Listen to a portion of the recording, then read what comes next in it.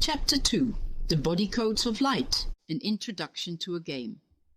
Returning to work felt like starting a new chapter in Ingrid's life. Being disappointed for not seeing any mysterious text before switching on her computer this morning made her angry with herself. Ingrid, I need the original aerial view photo. You have it stored on your external hard drive. Piet the wit whined. Why? She peered into the floor manager's shifty eyes. Ingrid's burning gaze poured into his soul like boiling tar. Piet's mouth frothed with fury. His pestering about the drawings for the French complex started to annoy her. Ingrid could be very aloof. Never mind why. Have you got it? No, not here in my office. Why the sudden interest? Gosh, he was getting under her skin. I have my reasons. What did you do with your external hard drive? Good grief, don't be so secretive. Remember you gave me the one I'm working on 2 weeks ago? Her tone flew at him.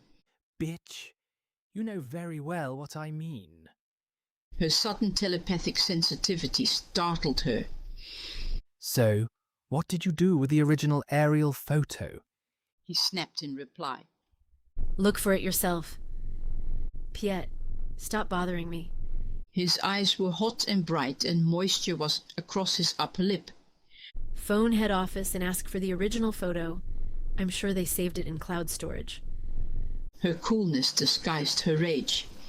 One day you'll be sorry for how you talked to me. He yelled back and stormed out of her office.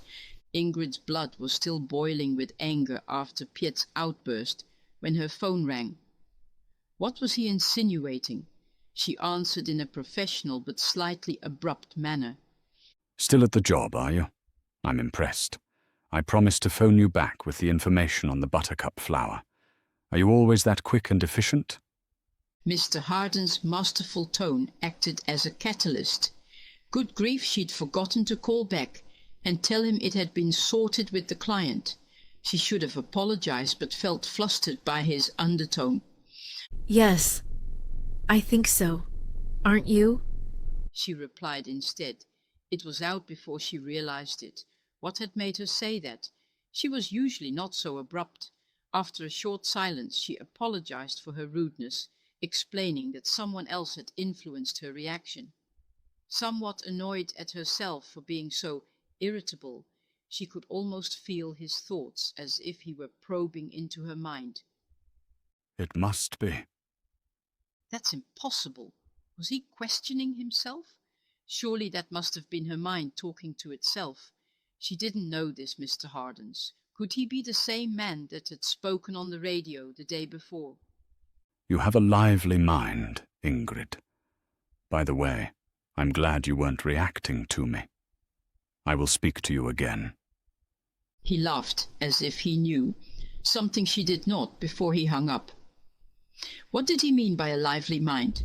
Oh well, at least he was not offended by her manner. He seemed to have a rather challenging personality who might not take no for an answer. She speculated about his appearance. A powerful voice didn't always match the physical form. As she passed the new shop on the way to the coffee house, a new big sign in the window read, "Decoding Workshops. Starting soon." Connie, the salesgirl, waved for her to come inside. Ingrid hoped that Connie's mother would be there. I think your name is Ingrid, isn't it? She said, biting her lower lip. Yes. How did you know? My mother asked me to give you this. The girl handed her a blue envelope, making her shaky. She had never given Connie her name. Other customers were waiting for her, so she left. The Panneloek coffee shop was across the street. She spotted Liesbeth through the window, waiting for her at a corner table. As she was about to greet her friend, her mouth gaped in absolute astonishment at Liesbeth's appearance. She looked at least 10 years younger than she had 4 months earlier. What has happened to you? What artifacts did you find on that dig that you joined? A rejuvenating tonic? Her voice leapt in amazement as she hugged her. She thought Liesbeth's appearance might be due to a new, powerful, non-surgical, anti-aging treatment to counteract the decline in enzyme activity. Her sister Quincy's health shop was promoting it. Liesbeth was 5 years younger, around 40, but now looked in her early 30s. She was tall, with a delicately sculpted nose, bright dark brown eyes, and satiny sun-tanned skin, surrounded by playful, shiny dark ringlets that gave her an almost aristocratic Egyptian look.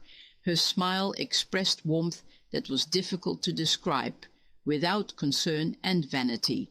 She was the most compassionate woman Ingrid had ever known.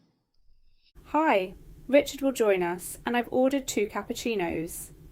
Who's Richard? A new boyfriend? She admired Liesbeth's stunning, glowing expression as if something had happened, but what was it? Ingrid, I've heard all about you. A man in his late 30s, quite attractive in an intellectual way, remarked while serving them 2 steaming coffees, his lively eyes conveying an alert mind. A rubber band casually held back his longish, wavy, dark brown hair. His thoughtful dark brown eyes turned into a smile of amused friendliness and pleasure, which aroused feelings of warmth and something more. Well, you have me at a disadvantage, for I know nothing about you. Ingrid liked him on the spot. He was pretty charismatic, but far too young for her. Ingrid, as you know, I joined a group of archaeologists in Egypt. They were investigating some very new secret sites at Luxor. It was my job to write a report on their findings for the sponsors of this dig. Richard was with this group of archaeologists. Richard explained how he took over the expedition from his late brother, who had been the organizer. He knew about all the preparations his brother had processed 2 years in advance, mainly handling the authorities, meaning the red tape. Richard is a part-time lecturer at the University of Utrecht. Liesbeth voiced proudly. Oh, what subjects do you lecture in? He looked very young to be a lecturer. Egyptian mythology, mainly on the translations of their hieroglyphic scripts. And lately I'm looking into another symbolic language used long ago. The coffee shop became busy, so Richard excused himself, saying he would join them later. Wow, what an interesting guy. I love his hairstyle, both creative and sophisticated all in one. The Panneloek was a famous coffee and snack bar. It advertised Gelderland's many holiday attractions on its walls. Customers could write their remarks on a sizable electronic keypad at the entrance. Richard is managing this coffee shop for the owner. Liesbeth continued. Ingrid raised her eyebrows speculatively, but Liesbeth ignored her glance. His aunt, who is visiting her children in South Africa, owns the coffee shop, and he needed the money. The passing of his brother Theo has been a financial as well as an emotional ordeal. You're wondering if he is my boyfriend, but he is not, so stop scheming. I can read your mind. He's just an excellent friend. Liesbeth pushed her playfully. Really? Liesbeth's pamphlet about the decoding workshops on the phone looked intriguing. It covered many creative class exercises in which one would make one's own deck of cards. The decoding of our genetic blueprint seemed translatable because of the 22 spacings occupied by the human holographic aura. Her heart was beating from astonishment. Had this power not mentioned something about it? As she was reading, the coffee shop noises started to fade away.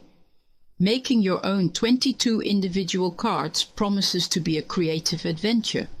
It mentioned that by creating these cards, hidden potentials would be revealed, even the memories of the possibility of reaching full consciousness. Ingrid recalled Connie telling her about this genetic decoding related to sound. Are you both interested? I know about Annelies through Theo, my deceased brother. Richard queried when he brought them their favorite snack, 2 extra-large vegetarian spring rolls known as lumpias. Ingrid jerked when she heard the name Annelies. Richard shared what he knew about the decoding workshops between helping customers. Ingrid had difficulty keeping her inner turmoil from getting the better of her. She was so unprepared for all this synchronicity. Richard's deceased brother had known Annelies when she assembled the material for the workshops in the card game with the help of a guide. Liesbeth added, peering at her frowning. Really? Ingrid's voice leapt in astonishment, thinking of Poa and knowing her friend was probing her mind.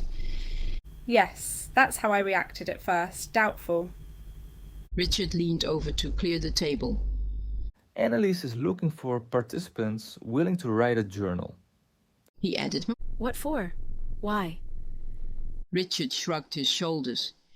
I guess it is writing a journal about our awakening while creating our cards. My brother often mentioned Annelies. That is why I'm curious.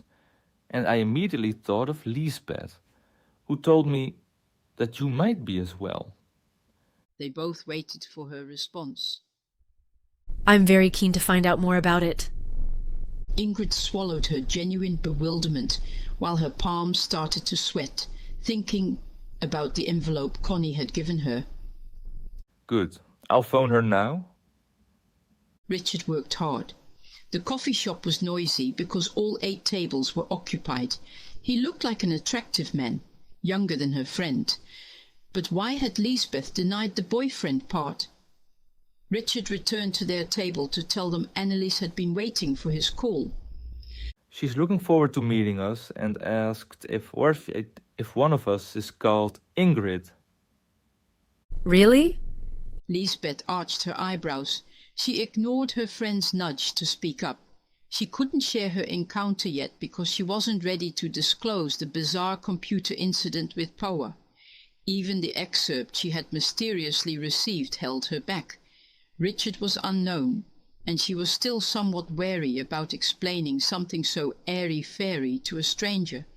Liesbeth was a friend, but lately she felt she had to be cautious. Too many unexplained phenomena were happening. All 3 would join the introductory class the following evening. They arranged to meet the next day again at the Panneloek after work. They would drive together to Annelies's home on the Veluwe, where she gave the workshops. Ingrid was about to open her umbrella as she stepped out of the coffee shop into the rain when a tall, well-built man bumped into her. We are in a hurry. His voice triggered an immediate sensation. For a moment their eyes connected, and for a split second the depth of his glance overwhelmed her like a tidal wave. The rain was pelting down when she arrived at her driveway. She felt shaky after that confrontation. His penetrating gaze had made her heart jump. Mew, Fluffball, where have you been? I have missed my supper. After preparing cat food, she checked for telephone messages. One was from Debbie, her younger daughter, to say she would be coming home for the weekend. Ingrid still missed her 3 children. She hoped by now to have heard something from the twins, Jeroen or Saskia. Her 26-year-old twins were very independent. Jeroen worked for the family's steel construction firm when her late husband had been ill. After Jan died, Jeroen returned to complete his studies in Eindhoven. He then impulsively took his last semester off and went backpacking to find himself, as he called it. Ingrid realized that Jeroen had taken the role of the man in the house very seriously when he knew his father was very ill. She wondered if he would have chosen to follow in the family business. Jan's dad, Dennis Berenzi, who still ran his steel company, had been happy about Jeroen's decision to finish his studies. The music from her audio system brought her back to the present while revitalizing her energy field. What a shower or bath did for her physical body, music did for her whole being. Ingrid was relieved that it had stopped raining. She opened the sliding door leading onto the veranda. Everything smelled fresh and ready for summer to arrive. Her thoughts went back to what the girl had said in the shop. She settled down with a glass of wine on her outside table, and Fluffball on her lap, and opened the blue envelope from Connie. She held her breath in great anticipation. Excerpt 2. Program planet Earth, the dimensions and their densities. She was spellbound. Excerpt 2 was also hyperlinked, but it was definitely for her. The 5-card game levels, including descriptions of the body codes of light, made her wonder. Was it something to do with her DNA codes? If she wrote a journal about her desire to become aware of her spiritual reality, thinking of the diary beside her bed, how could she know the absolute truth? This decoding card game was connected to the shop. Was everything already planned without her knowing about it? Oh, she needed to talk to someone about all this. Why her of all people? Now she wished she had confided in Liesbeth about power. Her fear of making a fool of herself had stopped her from sharing. Throughout her marriage she had tried that. The fear of being ridiculed remained genuine for her. She'd been on her own for over 2 years since John had died, and it still felt lonely at times. She would turn 45 this year, but dating did not interest her. Most of the interesting men were married anyway. Ingrid had learned a lot about herself during their 24-year marriage. Some friends had described their relationship as stormy. At least she'd become emotionally and mentally independent. When Jan passed over, it felt as if she had lost a soulmate who had been her best teacher, her best friend, and, just before he got ill, her best lover. Those memories had blocked her from a new relationship. She liked being on her own. She did not anticipate meeting anyone when she joined Liesbeth at functions. Nobody stimulated her, and she hated idle chit-chat. She had met Liesbeth at a party that her sister Quincy had persuaded her to attend just after Jan had died. It was the first outside activity she had participated in, and she had fun after all. Liesbeth had approached them both because she needed to write about the health shop for a magazine. They clicked immediately. Liesbeth owned her own house on the outskirts of Apeldoorn. When Ingrid told her of the job offer, her friend encouraged her. Together they looked for a place for her to live. Meeting up with her again, Ingrid could still not get over the noticeable change in her. Not only did she look younger, but it was also something else she could not name. It was a change that took away the look of any age. When the phone rang in the hallway, she knew it was Debbie, her youngest. Mum, my train arrives at 11:15 on Friday evening. I want to come directly after my late shift rather than Saturday morning. Will that be all right? Great, I'll be at the station, Ingrid bubbled. Her youngest Debbie was a fully qualified nurse at the academic hospital in Utrecht. It felt like life was taking a turn, so she decided to pamper herself with a detoxifying treatment. After she had arranged everything around her bathtub, she settled languorously into the warm soapy bubble bath, allowing all the tensions of the day to ease out. Her feet just reached the top while her head rested on a towel. Her shortish, curly, blonde, auburn hair fell playfully about her oval face, creating an effect of agelessness. Her well-shaped, firm body had not lost its youthfulness, even after giving birth to 3 children. She revelled in having this time to herself and contemplated what Piet had written. She pondered the 5 levels of the decoding game, starting with the first. Piet said that the decoding would awaken her to her soul's full potential, or was it her oversoul? Not that she knew or understood what was meant by an oversoul. She can look it up online. And what about the riddle of the prophet's game? Oh, how weird. Was it all for real? Back at the office. Hello? Ingrid, what time is it? Carla called out as they arrived at the parking area near the office, their cars pulling in simultaneously. The dull, overcast sky held the promise of rain again. It's 08:15, 5 minutes to browse in that new shop. Carla had to buy a present for her sister's birthday. Ingrid spotted Marijke sitting inside on her haunches, in the corner, engrossed in a book. They were both very aware of Marijke's silent despair. Carla inquired what she was reading while Ingrid approached a very artistic-looking woman with long blonde hair at the counter. When her blue eyes met hers, Ingrid recognized that she was a friend of Tineke, the lady who gave mind-drawing workshops. She recalled meeting her at Tineke's language of light doodling classes a year ago. This creative workshop revealed a lot about herself. You are Yolanda, aren't you? Ingrid, I'm so glad to meet you. Did Connie give the envelope yesterday? Yes, she did, but I was surprised it was for me. Mother and daughter looked alike. Yolanda was about to explain when Carla and Marieke reminded her of the time. Yolanda said that she would see her at Annelies' place that evening. Ingrid's office phone blared out its caller tune.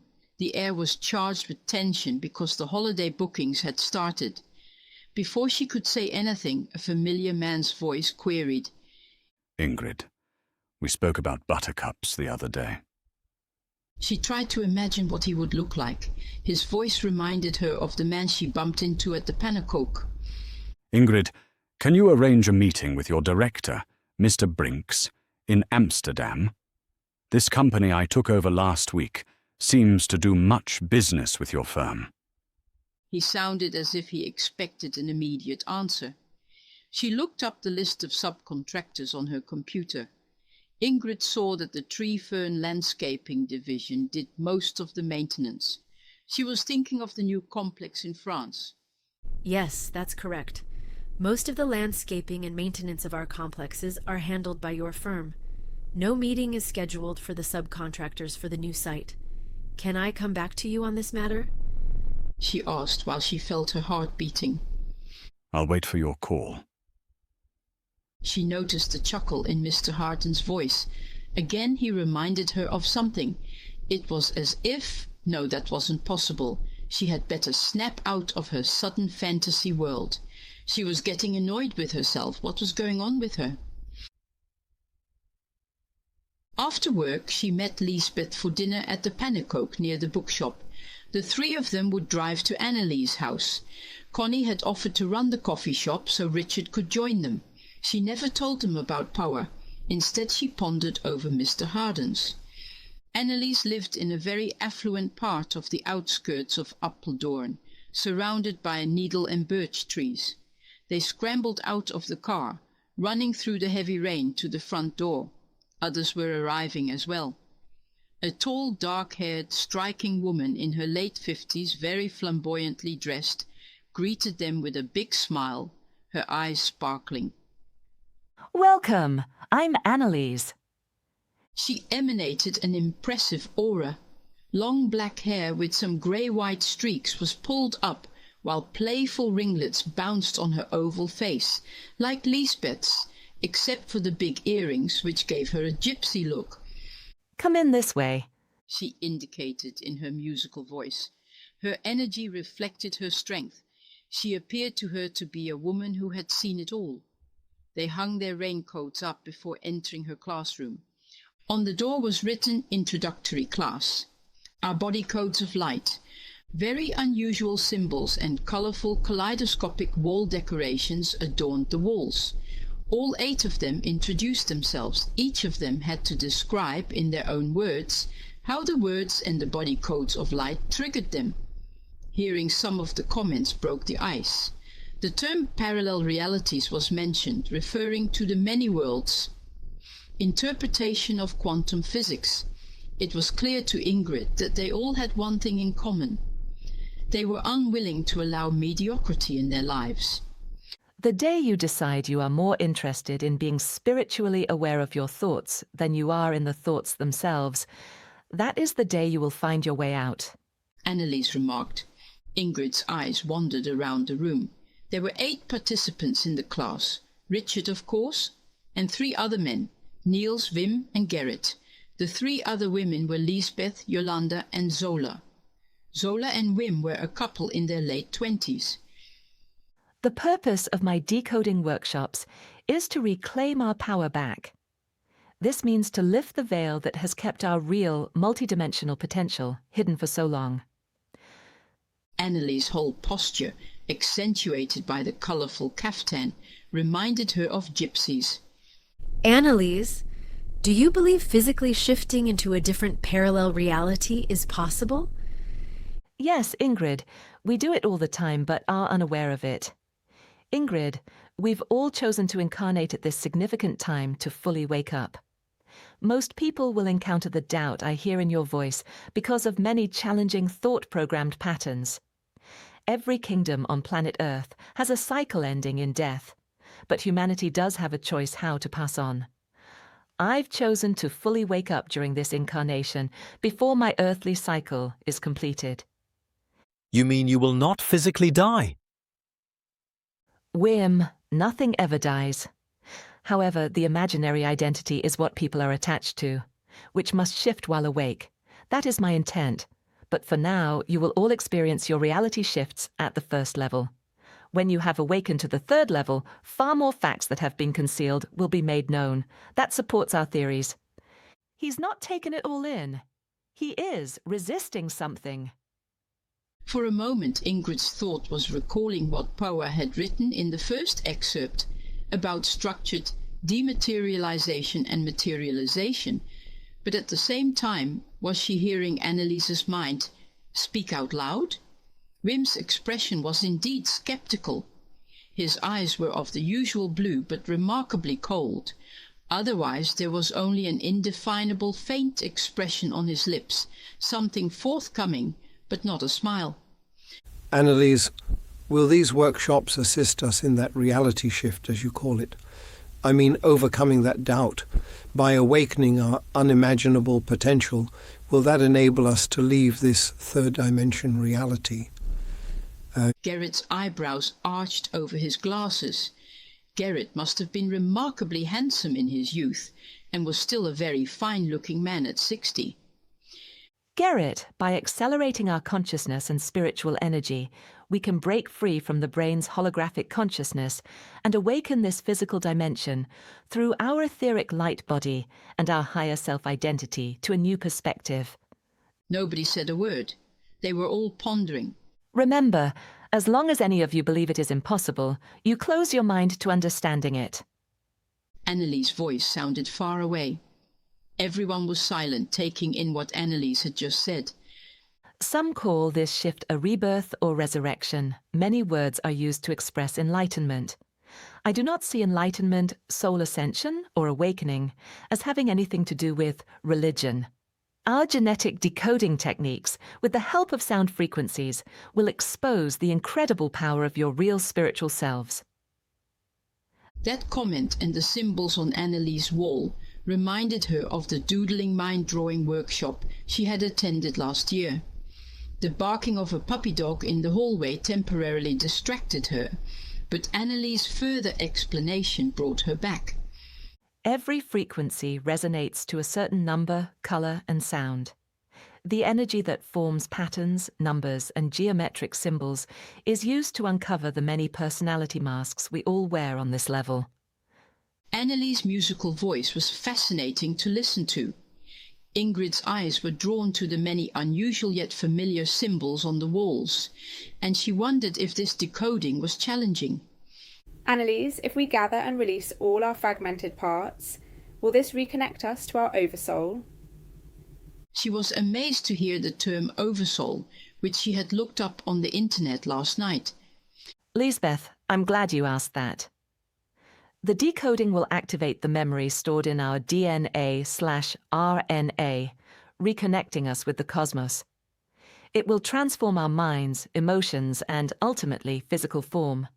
As we elevate our energy into higher dimensions, our so-called full awakening increases and sustains ever higher energy frequencies. Our lower personality frequencies have kept us in this physical, lower vibrational entrapment. We are still greatly influenced by the virus called belief. Ingrid recalled that Power's excerpt had also mentioned Annelies. He called it a soul awakening. Each individual needs to attach to any belief, dogma, or duality consciousness must be released to shift away from this reality. Annelies' tone expressed her conviction. Ingrid now wondered about her age. Would this affect their aging process, she wondered. Oh, yes, it will. For a moment Ingrid thought it was her mind answering. Our personality is the entrapment of our mind? Zola, the youngest woman in the class, gasped. Her long platinum blonde hair fell in loose waves past her shoulders. She wore a black mini dress and combat boots. Yes, Zola, the masks we wear for different occasions are the personality entities or aspects of the ego. These masks resonate to wavelengths of various frequencies, depending on how we think and feel. This mind virus operates through consciousness and transmits through electromagnetic waves. If not for the images on the wall, Annelies' replies would have been lost on her. She wondered who had created these graphics. The image was titled The Human Design. Annelies first explained the 5 levels of the decoding program, which reminded her of excerpt 2 from Poa, that Connie, Jolanda's girl, had given her the day before. So it must have come from Annelies. Sound creates a form, which is vibration energy. You can say that we are born into existence first by thought and then by sound. Annelies had everyone's attention. We all emanate a sound. We are energy expressions in a solid form. Decoding the 22 channels shown in the image on the wall and on your energy field sheet will reveal your intentions and aspirations in this lifetime. These are your genetic body codes of light. You're saying that all life starts first with a thought? Yes, Ingrid. And thoughts create sounds and color. In our decoding, we use numbers and letters because they are sounds. We experience different vibrations on many frequencies by expressing them through our voices. Annelies glanced at each of them. You mean we create our own lives because of the names we are given? Yolanda, our daily thoughts create our everyday experiences. The sounds we have chosen to experience unconsciously reveal the genetic blueprint of life. Each time your name is called, this sound, now more than ever, will activate the power the name reflects. This was not a new concept for Ingrid, but she had never given it much thought. I see. So if we change our names, we use a different sound, which creates a change in our lives? Yolanda, any change means a shift in vibration. We'll go into each card to understand the dynamics of sound and color. You will all learn to react and respond, to release what has held us back. Annelies squeezed Yolanda's shoulder.